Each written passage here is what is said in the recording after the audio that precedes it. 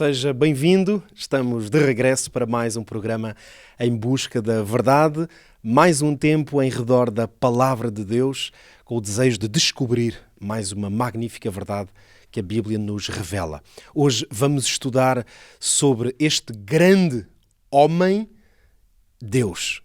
E com estas palavras já introduzimos em certa medida aquilo que vamos descobrir sobre Jesus, a verdade de Jesus. Vamos juntar-nos agora numa oração, pedindo a Deus e ao seu Espírito que esteja aqui connosco neste momento. Junte-se a mim também. Nosso bom Deus, Pai, queremos agradecer-te pela oportunidade que neste momento temos de estarmos em redor da Tua Palavra, de sermos iluminados pela inspiração que dela vem. Pedimos que o Teu Espírito nos abençoe à medida que abrimos a Tua Palavra, lemos estes textos maravilhosos, para que eles tragam luz, esclareçam as nossas dúvidas e influenciem a nossa vida para sermos cada dia pessoas melhores. É a nossa oração em nome de Jesus. Amém. Vamos descobrir então esta grande verdade. Já sabe que pode preparar-se, tomar as suas notas ou ir ouvindo com atenção. Se tiver a oportunidade, vá buscar a sua Bíblia para acompanhar também os textos, embora vai poder juntar-se a nós nos textos que vamos projetar aqui também no nosso ecrã.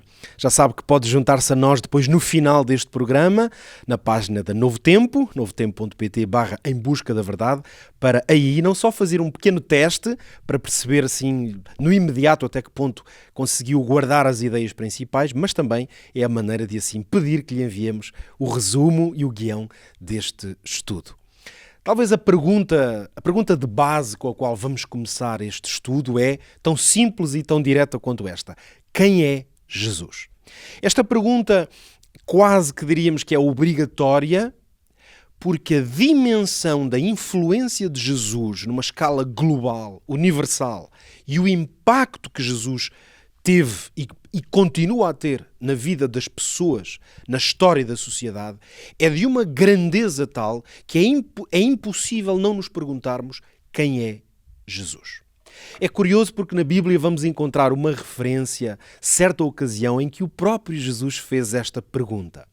Talvez o tenha feito de uma maneira um pouco retórica, mais para ouvir a reflexão dos seus discípulos, talvez mesmo para auscultá-los sobre o que as pessoas pensavam sobre ele, mas é interessante que foi Jesus o primeiro a lançar como que o mote para a importância de questionar sobre quem ele é. Vamos ler precisamente o que encontramos aqui em Mateus, no capítulo 16 e no versículo 13. E aí encontramos as seguintes palavras. Mateus 16, versículo 13, diz-nos que, chegando Jesus às partes de Cesareia de Filipe, interrogou os seus discípulos, dizendo: quem dizem os homens ser o Filho do Homem? Ora, esta era uma expressão que Jesus usava para se referir a si próprio. Aliás, foi o título que Jesus mais usou para se apresentar, o Filho do Homem. E, portanto, a pergunta era clara, era que os discípulos lhe dissessem quem é ele naquilo ou no que eles ouviam que à sua volta as pessoas pensavam. A verdade é que Jesus é Senhor de uma identidade única, singular, exclusiva. O que nós vamos descobrir em resposta a esta pergunta que Jesus fez, e vamos hoje quase aqui trabalhar de maneira a que possamos encontrar nós próprios uma resposta. Agora não ao que os outros pensam à nossa volta, mas o que é que a Bíblia diz que é Jesus, o Filho do Homem? E vamos descobrir essencialmente uma ideia ou um pensamento bíblico que podemos defini-lo nesta expressão. Jesus tem uma identidade única. E isto significa que a natureza de Jesus, portanto a sua essência como ser, é absolutamente singular. Não é comparável, embora às vezes haja um esforço, seja até do universo da teologia, seja apenas na compreensão mais do dia-a-dia, talvez haja um esforço de às vezes tentar identificar Jesus com o homem antes ou depois do pecado, a sua natureza, mas a verdade é que é impossível fazer uma comparação direta, porque se há uma coisa que vamos encontrar na Bíblia é que a sua natureza é absolutamente singular. Mas por outro lado, vamos também hoje descobrir que dentro desta identidade única, singular de Jesus, nós encontramos a essência da sua missão. Ou seja, porque Jesus veio a esta terra e se tornou Jesus Cristo. Vamos então procurar desvendar esta identidade. Vamos começar a fazê-lo com um texto que encontramos no Evangelho de João, no capítulo 1. É, portanto, a abertura, às vezes chamado o prólogo do Evangelho de João. E nós vamos ler alguns aqui dos primeiros versículos. Vamos ler logo o primeiro versículo e depois 4 e 5. Vamos encontrar aqui um vislumbre claro sobre este grande tema que é a identidade única de Jesus. Lemos então o seguinte. No princípio era o Verbo, e o Verbo estava com Deus, e o Verbo era Deus. Versículo 4. Nele estava a vida, e a vida era a luz dos homens, e a luz resplandece nas trevas. Palavras sublimes, em certo sentido até de uma beleza de formulação quase poética, mas que são muito mais do que isso, apenas de literatura, são um autêntico tratado sobre exatamente a identidade de Jesus. Eu proponho uma certa compreensão deste texto para facilitar irmos ao fundo do significado destas palavras do apóstolo João. Vamos começando a fazer isto que eu proponho-lhe acompanhar aqui comigo no ecrã, que é dividirmos, se quiser organizarmos este texto, para encontrarmos nele 5 elementos estruturais. Encontramos, portanto, uma definição ou uma referência a tempo, e a expressão de tempo é o princípio. Encontramos um sujeito, portanto, alguém que é ativo e é ele o agente desta formulação. Quem é? Deus. E encontramos um problema identificado, trevas. Existiam, portanto, trevas. E o próprio texto nos mostra que houve uma solução. Ora, é evidente que a solução para as trevas é o aparecimento de luz. E é exatamente isto que nós acabamos de ler. E agora, muito importante, é qual foi o meio, se quisermos o instrumento, para que este problema tivesse uma solução. É esse instrumento ou meio que, inspiradamente, o apóstolo João vai chamar o verbo. Também poderíamos traduzir, algumas traduções, aliás, traduzem a expressão palavra. Ora, no princípio era o verbo. Portanto, este verbo, que é um nome, um título, em certo sentido, um atributo da identidade de Jesus, era Deus. Portanto, Jesus, aqui designado como o verbo, é colocado na forma ou na expressão de era Deus, e ele trouxe a esta terra uma solução para um problema. Jesus é, portanto, aqui identificado com a expressão logos, a tal expressão que é traduzida por verbo.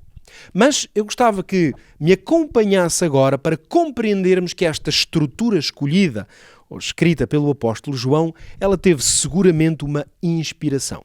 Porque nós na nossa Bíblia vamos logo à primeira página e encontramos aí um texto com uma estrutura em tudo semelhante àquela que acabámos de ler. Se não, repara, vamos ler precisamente o texto. Vamos ler Gênesis 1, os primeiros 3 versículos. No princípio criou Deus os céus e a terra era sem forma e vazia, e havia trevas sobre a face do abismo, e o Espírito de Deus se movia sobre a face das águas. E disse Deus, haja luz, e houve luz. Notemos então agora o seguinte, nós vamos encontrar exatamente os mesmos 5 elementos estruturais neste texto. Quais são? Uma referência a tempo, e curiosamente o tempo é exatamente o mesmo, no princípio. O tempo da criação, do surgimento de Deus na sua revelação aos homens e, portanto, à revelação escrita, é identificado como sendo o princípio, o mesmo tempo onde estava o verbo. Há um sujeito, é o agente desta ação, é Deus. No princípio, criou Deus. E há um problema. O problema está identificado tal como em João, esse problema estava, nessa altura, identificado vamos dizer, na dimensão espiritual, na condição em que esta terra, ou seja, os homens se encontravam, aqui estamos a falar de uma descrição mais literal. Havia trevas sobre a face da terra. Ora, a solução para trevas só pode ser uma. Elas são dissipadas pelo surgimento de luz. E por isso, Deus usou um instrumento ou um meio para que o problema trevas fosse dissipado. Qual foi? A palavra. Onde é que está a palavra? Está no facto de que Deus disse. E quando Deus disse, formulou a palavra luz, de facto, fez-se luz. Deus é o centro, o agente pelo qual esta estrutura se encontra. Ora, qual é a conclusão que nós podemos tirar da análise destes dois textos que são análogos, homólogos, podíamos dizer? É que Jesus, ele que é, nas palavras de João, o Logos, o verbo, a palavra, nós vamos encontrar na junção destes dois textos a grande verdade sobre a natureza ou a identidade de Jesus. E qual é? Podemos identificar agora claramente. Jesus tem esta natureza única, irrepetível, de ser ao mesmo tempo o sujeito, ou seja, ele é Deus, aquele que no princípio é-nos identificado como Deus, o Elohim.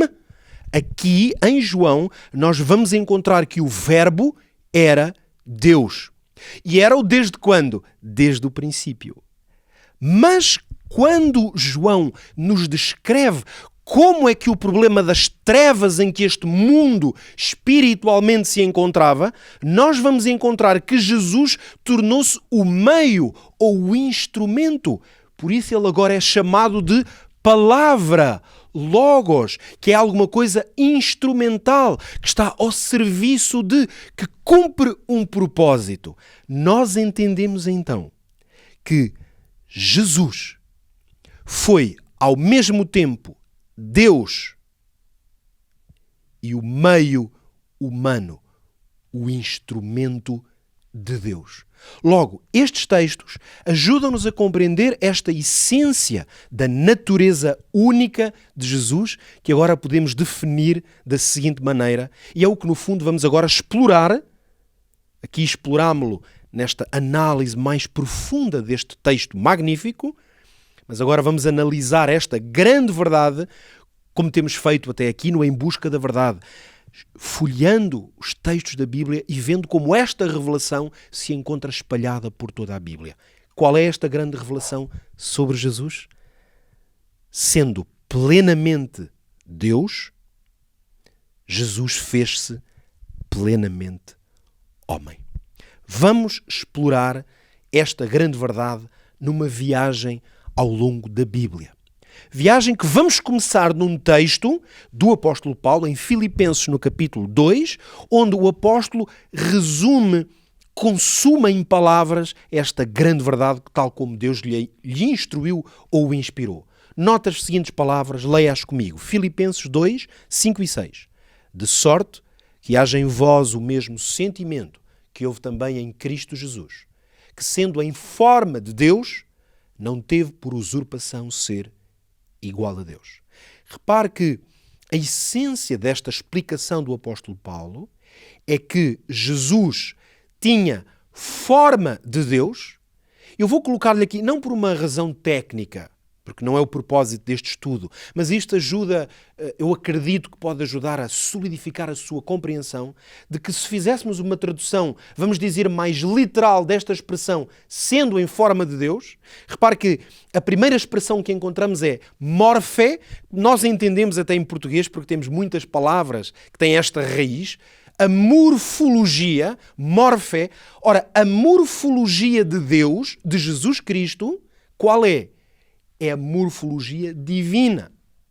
Deus, Teu. E, portanto, a expressão sendo é uma expressão que pode literalmente ser traduzida por possuindo.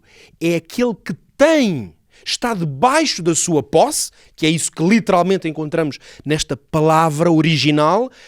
Jesus Cristo possuía uma morfologia divina.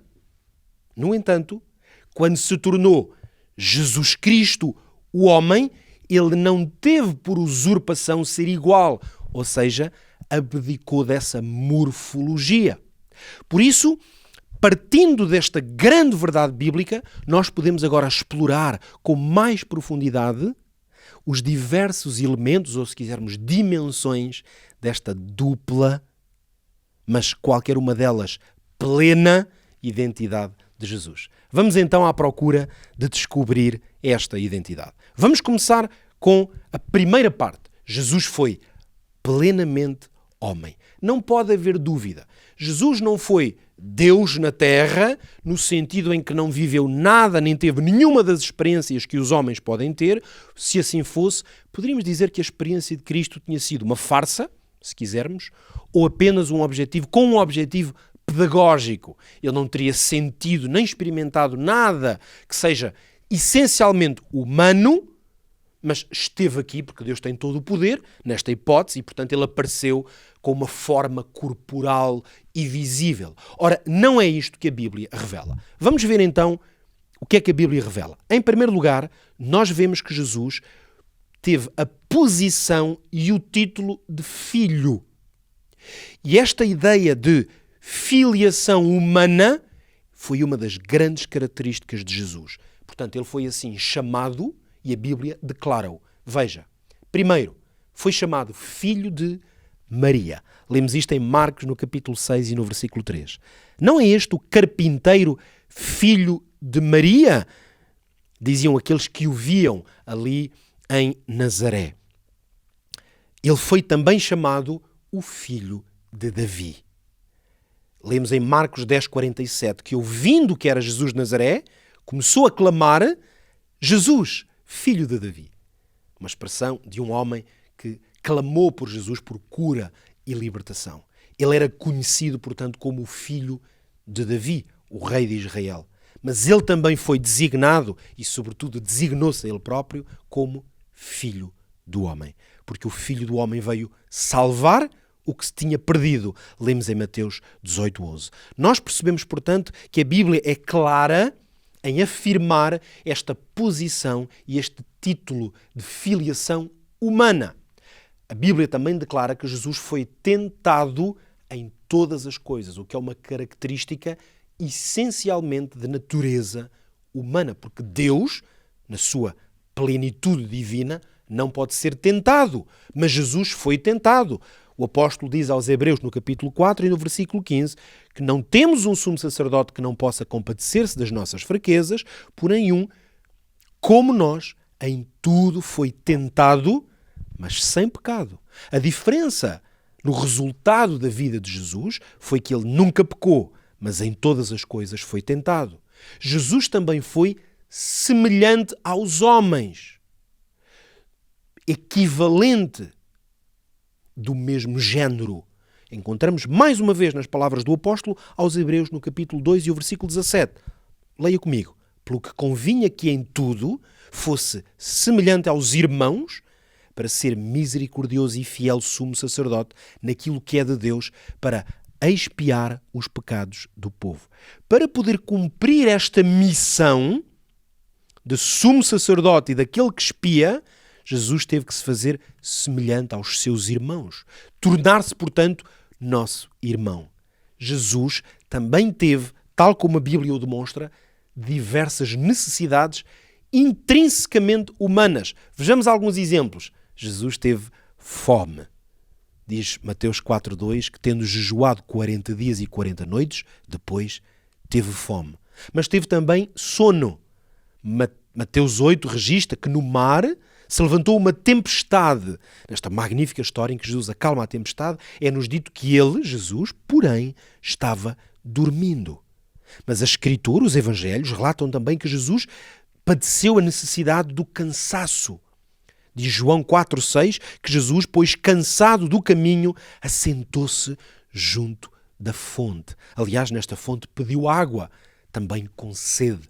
estava cansado, necessidades de natureza humana. Mas ainda podemos juntar aqui as emoções de natureza humana. Emoções que Deus, no seu santuário, no seu trono, na sua natureza plenamente divina, não sente. Mas Jesus sentiu estas emoções humanas. Alguns exemplos. Jesus chorou. Lemos isto em João, no capítulo 11 e no versículo 35, a propósito da morte de Lázaro. Mas os evangelhos também nos falam da tristeza de Jesus. É-nos dito, a minha alma está cheia de tristeza até à morte, registada em Mateus 26, versículo 38. Foi o próprio Cristo que afirmou, a minha alma está triste. E vemos aqui uma tristeza profunda, mas também indignação, outro sentimento, outra emoção humana. Em Marcos 10,14, lemos que Jesus, vendo isso, indignou-se. Isto aconteceu na altura em que os seus discípulos não deixavam que as crianças se aproximassem dele. Com todos estes exemplos que acabamos de ver, temos uma ampla apresentação bíblica de Jesus nas suas necessidades e na sua identidade plenamente humana. Mas a Escritura também revela, ao mesmo tempo, logo não em contradição, mas ajudando-nos a compreender quem é Jesus, revela-nos a Escritura que Jesus foi plenamente Deus.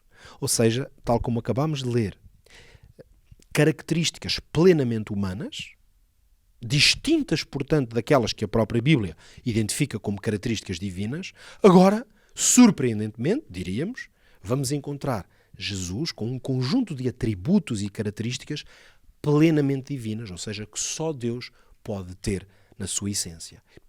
Vamos dividir, para simplificar a sua compreensão, vamos dividir isto em duas coisas, em duas áreas. Vamos ver o testemunho direto, ou seja, o que Jesus disse sobre si mesmo na sua identidade divina, e depois vamos ver o testemunho indireto, aquilo que outros disseram. Vamos fazer esta pequena viagem, mas muito interessante.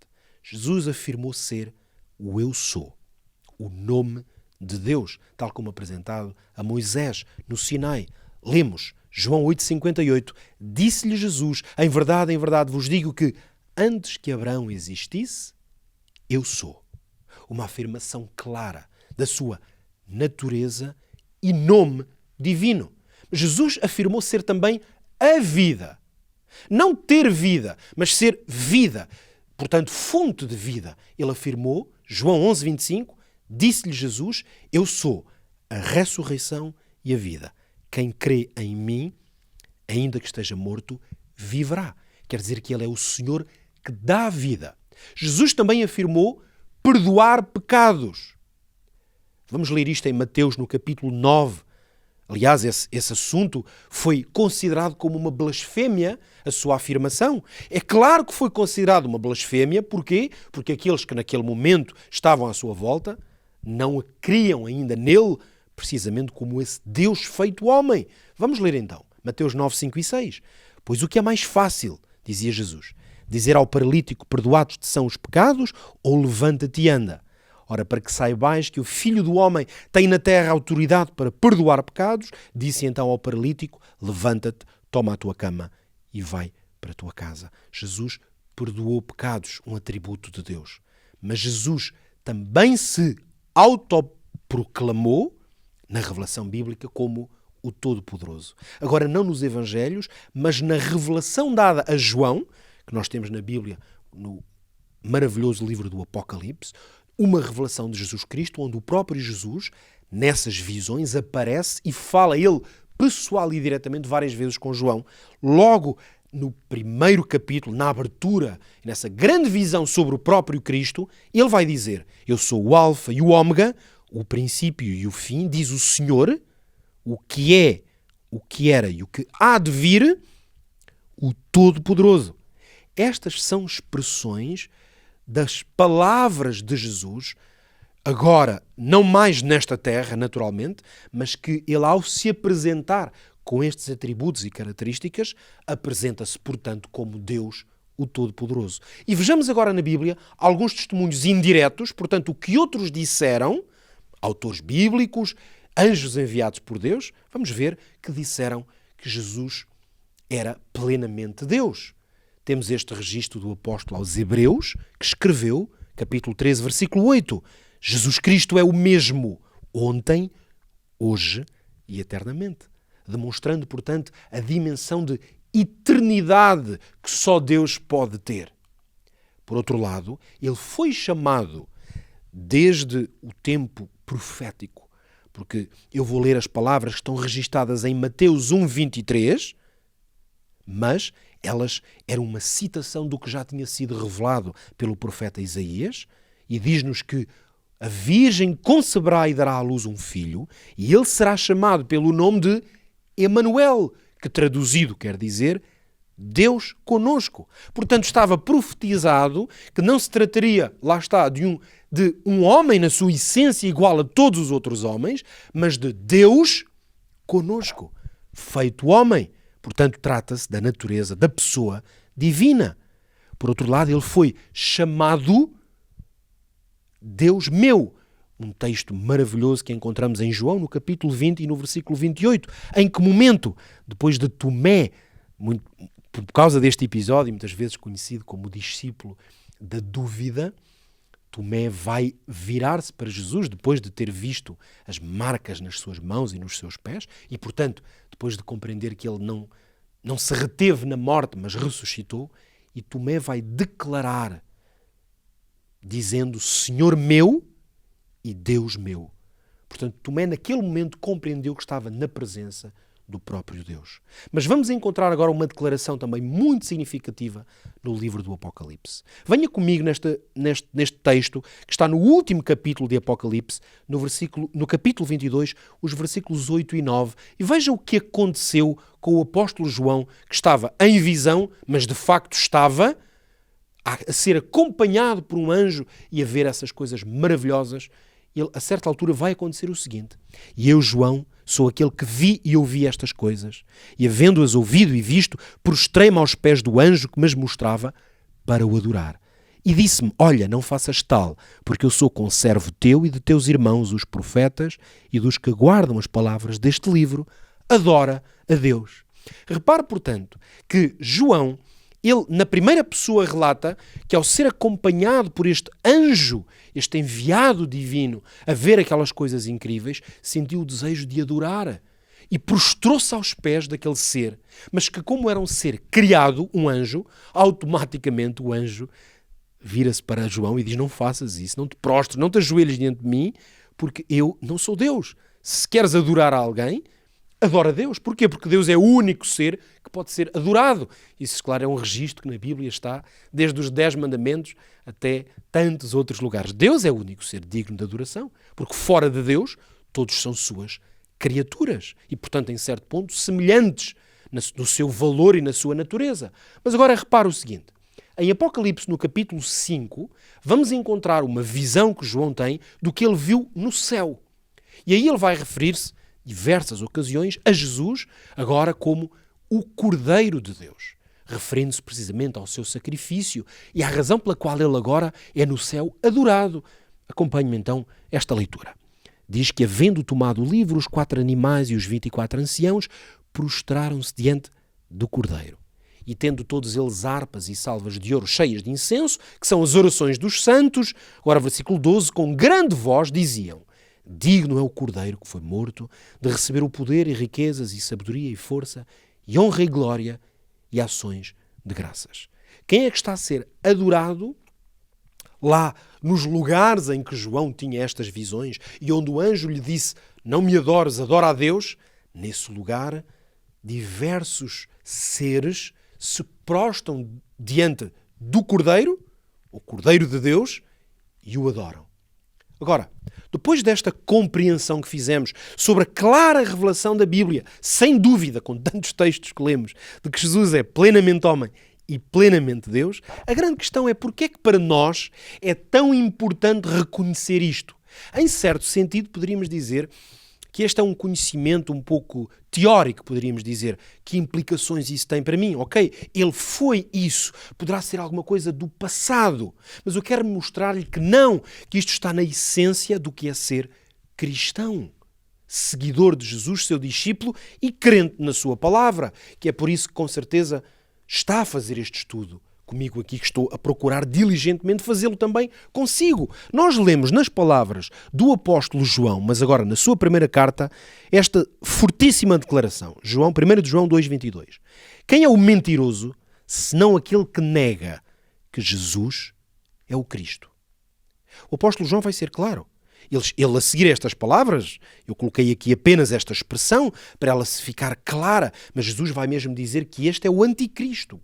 O anticristo é aquele que nega que Jesus é o Cristo.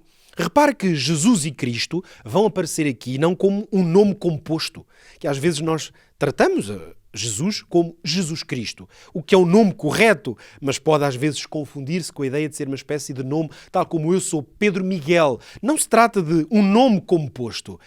Jesus é o Cristo. Jesus é a pessoa e a sua identidade. Cristo é a sua missão, a sua função, aquilo que é o seu atributo. Portanto, repara o seguinte. Isto significa dizer que negar Jesus enquanto homem, um homem que nasceu, que viveu na Palestina, naquele período, isso era impossível.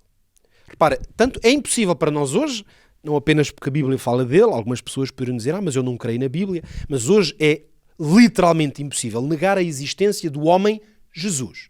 E eu digo impossível, não por soberba da minha parte, mas porque existe muita evidência histórica e Jesus é citado por diversos autores, e grande parte deles, autores não cristãos, até autores, muitos deles, anticristãos. E ele é citado e a sua história está relatada na história. Portanto, imagine, se nós hoje não podemos negar a existência histórica de Jesus, imagine no tempo em que nós lemos aquelas palavras do apóstolo João, em que as pessoas para quem ele escrevia, muitas delas tinham visto pessoalmente Jesus. Outras eram, talvez, uma segunda geração, filhos de pessoas que estiveram com Jesus. Portanto, para aquelas pessoas dizer, crer que Jesus existiu, enfim, era uma coisa sem sentido. Por isso é que a questão não é se Jesus existiu, mas o que é que significa ele ser o Cristo.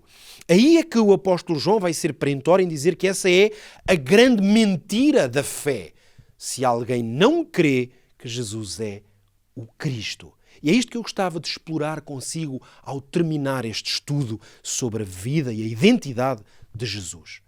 Vamos ler este texto profético que encontramos em Isaías no capítulo 9 e no versículo 2. É-nos dito que o povo que andava em trevas viu uma grande luz. Diz-lhe alguma coisa esta expressão? Parece que foi aqui que nós começámos hoje. O povo que andava em trevas viu uma grande luz. E sobre os que habitavam na região da sombra da morte, resplandeceu a luz.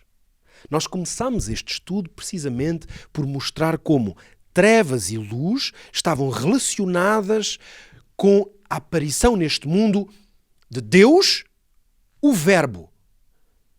A palavra Jesus Cristo veio como luz para dissipar ou resolver o problema das trevas. Isto foi anunciado profeticamente e por isso é que João iniciou o seu evangelho desta forma, porque ele foi buscar toda esta inspiração ao que estava, nós já vimos em Gênesis e nas profecias. Haveria de vir, em algum momento profetizava o apóstolo de Isaías, 700 anos antes de Jesus vir a esta terra, que esse viria e que o povo que viveria nesse tempo veria uma luz chegar para dissipar as trevas. Quem é este então? Como é que ele viria? Qual é a sua identidade? Dentro desta profecia fantástica do capítulo 9 de Isaías, nós vamos encontrar então no versículo 6 essa identidade plenamente afirmada e revelada. Descubra agora comigo. Vamos ler o versículo 6 que diz o seguinte: porque um menino nos nasceu, um filho se nos deu. E o principado está sobre os seus ombros, e o seu nome será Maravilhoso Conselheiro, Deus Forte, Pai da Eternidade, Príncipe da Paz. Eu desafio a olhar com atenção para este texto, eu vou ajudá-lo a fazer isso, para percebermos como a essência de tudo o que estivemos a ver até aqui nesta exposição de muitos textos bíblicos que mostram a identidade de Jesus, na verdade, tudo já estava revelado num texto profético como este. Porquê? Porque a natureza única de Jesus enquanto o Messias, o Cristo, porque é isso que nós estamos neste momento a tentar responder, é o que é que significa ele ser o Cristo, é que este texto de Isaías, um dos textos messiânicos, ou seja, que explicaram ou revelaram antecipadamente ao povo de Israel que haveria de chegar o Messias, o Cristo, o ungido de Deus. O que é que nos é revelado nas palavras que nós acabamos de ler? Repare nesta dicotomia, nesta tensão entre duas identidades que na verdade não estão em tensão. Elas estariam normalmente em tensão na vida de qualquer outra pessoa. Repare que o texto diz-nos um menino, que é uma descrição de um personagem frágil, dependente, que é isso que é um menino, mas o mesmo texto diz que ele se chamará Deus Forte. E nós diríamos, então, mas é um menino frágil ou é Deus Forte? E o mesmo texto diz que o menino será um filho, filiado, portanto, a alguém, vindo da parte de alguém, um filho, mas o mesmo texto diz que ele é o pai da eternidade. Então nós perguntaríamos, então, mas é um filho ou é um pai? E é nesta aparente contradição que se encontra, afinal de contas, revelada a essência da natureza de Jesus. Porquê? Porque Jesus foi menino e Deus. Jesus foi filho e pai. Cristo, o Messias, foi plenamente Deus e plenamente homem. Sabe que no Antigo Testamento nós encontramos 3 funções ou 3 ministérios que eram designados como pessoas ungidas ou funções ungidas. E a expressão ungida é, na verdade, a sua raiz é a mesma daquela que nós conhecemos como o Messias ou, depois em grego, a expressão Christos, o Cristo. Haviam, portanto, 3 funções ou ministérios cujas pessoas que eram chamadas para exercer estes ministérios, escolhidas, eram, portanto, ungidas, separadas para exercerem esta função, esta missão. Quem eram estes? Os reis, tal como encontramos, por exemplo, em 1 Samuel. Eu agora não vou ler estes textos, apenas estou a mostrar-lhe esta evidência bíblica. Os profetas, que eram também ungidos, aqui vemos, por exemplo, o profeta Eliseu. Nos reis vemos o rei Davi, e também os sacerdotes, na descrição que o Êxodo faz da cerimónia de unção e consagração dos sacerdotes. Estas 3 funções ou ministérios necessitavam de uma unção, aliás, uma cerimónia especial. Porquê? Porque estas pessoas eram tornadas como Messias, escolhidos para exercer.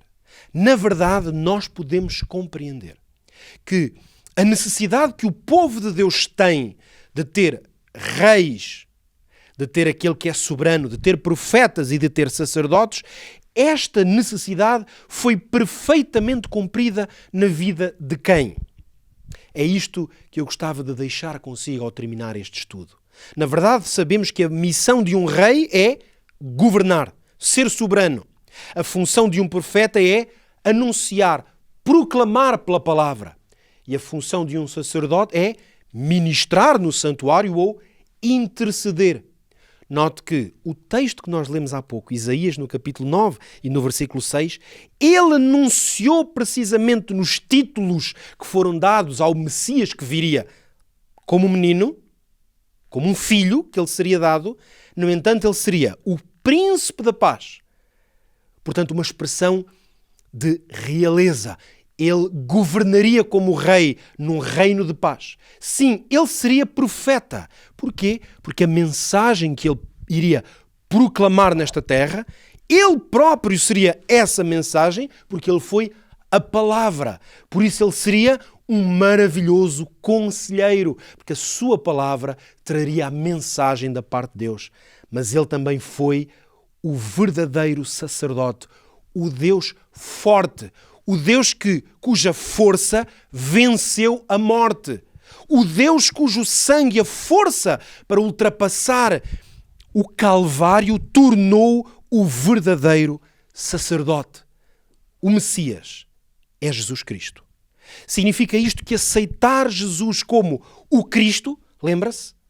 A pergunta que o apóstolo João colocou e que nós nos estamos a colocar, porque é que ser mentiroso é não aceitar que ele é o Cristo?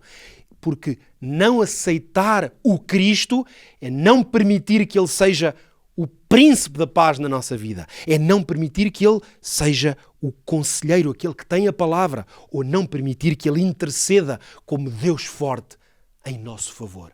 Agora, a mensagem e o apelo que eu quero deixar consigo é o seguinte, porque esta mensagem tem uma implicação, não é apenas um conhecimento teórico, uma ideia intelectual de reconhecer, como nós vimos, que Jesus tem esta natureza singular, plenamente Deus e plenamente homem. É muito mais do que isso, embora esse conhecimento seja valioso, porque ele está revelado na Bíblia, a grande questão é onde é que Jesus é hoje o Rei? Para quem é que Jesus vai ser profeta? De que forma Jesus pode ser o sacerdote? E a resposta da Bíblia é clara, é na vida dos crentes. Permita-me até reformular isto de outra maneira. É na sua vida.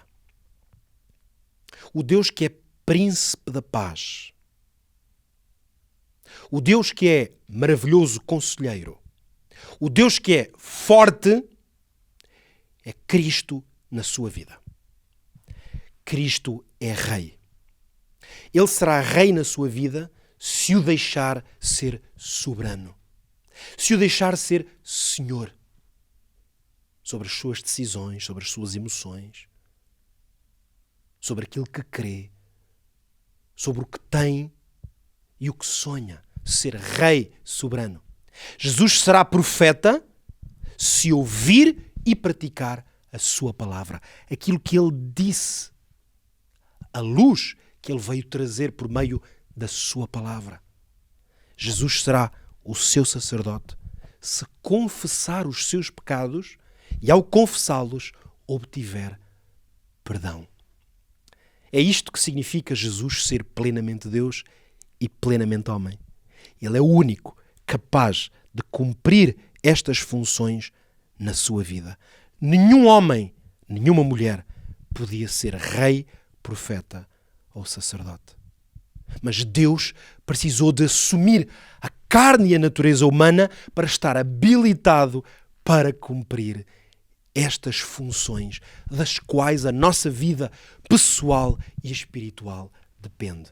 Por isso, ao terminar este estudo, eu reforço ao seu coração esta ideia de que Jesus, Ele é a palavra e Ele quer trazer luz à vida daqueles que estão em trevas. Permita que isso aconteça e a palavra de Deus, revelada em Cristo e hoje que está nas nossas mãos através da Bíblia, pode e vai trazer essa luz à sua vida. Obrigado por ter estado connosco em mais este maravilhoso estudo sobre a pessoa de Jesus. Que Deus abençoe a sua vida. E já sabe, se quiser já seguir juntos a nós num pequeno teste, em novotempo.pt/em busca da verdade, para quê? Para poder, de uma maneira pessoal, mostrar o quanto esta mensagem fez sentido e a compreendeu, mas também para poder levar esta mensagem consigo, poder ficar com este estudo, para poder aprofundá-lo, quem sabe voltar a ler todos estes textos. Por isso eu despeço-me neste programa. Voltamos, se Deus quiser, na próxima semana. Até lá, que Deus o abençoe.